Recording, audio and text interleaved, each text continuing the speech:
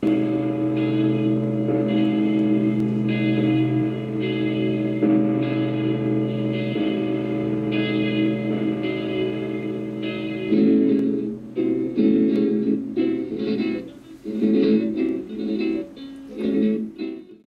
architektė, pagrindė tuo ir užsiimu, kad projektuoju pastatus ir interjerus, bet dažnai vaikštau su fotoaparatu ir tai, ką matau, kaupėsi tokioj gana jau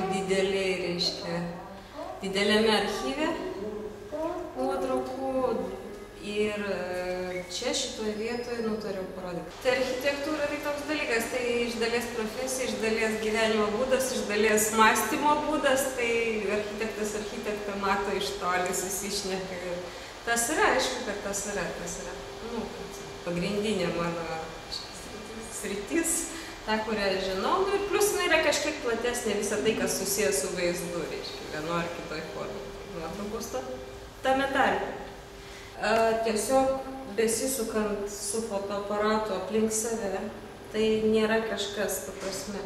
Jos yra kartu, kai kurios iš jų yra senos, tame tarpe šitos. Kitos yra atsiradusios vėliau, kai buvo rekonstrukcija vykdyta Notre Dame katedros. Tos, kurios atsirado vėliau, jos tam tikra prasme yra netgi išraiškingesnės negu tos, kurios buvo anksčiau. Tai tas yra smagu, ta prasme, kad kažkas naujo, kas atsiranda, negadino, papildo ir daro pastatą įdomesnį. Stogai ir šventieji ir angelas irgi yra nufotografuoti lygiai iš tos pačios vietos, kaip ir pačios chimeros. Tiesiog tai yra, kai matai, kai žiūri akimis, tu matai 360 laipsnių aplink save, čia yra kažkokie, reiškia, stop kadrai iš to, kad tu matai aplink save. Ir aš dalį iš šitų chimerų buvau nuvežus, reiškia, Žemaitiją į pakabinus prie Pakutuvėnų bažnyčios. Ir vienas iš kunigų labai gerai pasakė, sako, žinai, kodėl yra chimeros, kodėl prie bažnyčios yra visgi, reiškia, chimeros, kodėl yra velniai.